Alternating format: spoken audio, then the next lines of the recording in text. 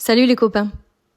Si vous êtes rassemblés ici ce soir, c'est que vous faites partie du cercle proche de Jérémy, enfin de Gégé, Mimi ou même Jérôme pour les plus intimes.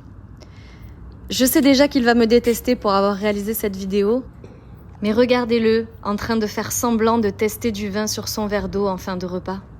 Comment fêter les 30 ans de ce gars-là sans essayer de reporter son palmarès et la grandeur de son œuvre? Désolée d'avance mon amour, mais c'était vraiment impossible. Voici donc Jérémy au plus jeune âge, déjà très mignon.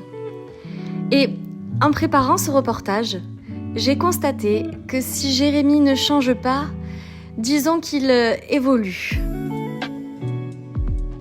Peu importe l'endroit, peu importe les compagnons, peu importe le moment, il garde son style et la sérénité unique qui le caractérise.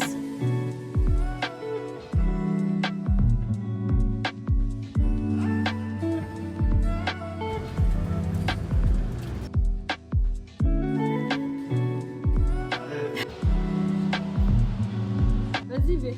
Vas-y, non, tu vois, je l'efface après.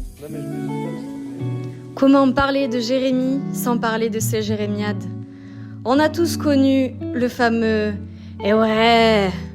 Nombre de téléphones perdus, oubliés, le dernier en date sur un télésiège. Ou cette fois où son plat de riz s'est retrouvé noyé de sel. Nous avons tous vécu avec Jérémy des aventures folles dont seul lui a le secret.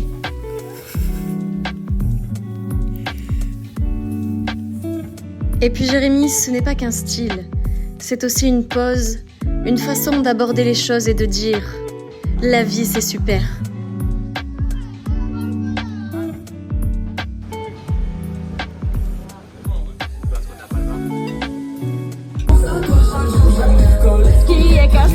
Enfin, Gégé, c'est un danseur.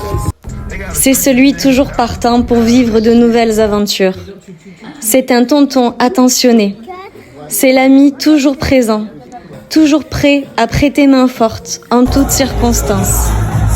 Et là, je sais que beaucoup seront d'accord avec moi. S'il n'existait qu'un seul mot pour le résumer, on peut dire que c'est vraiment un mec costaud.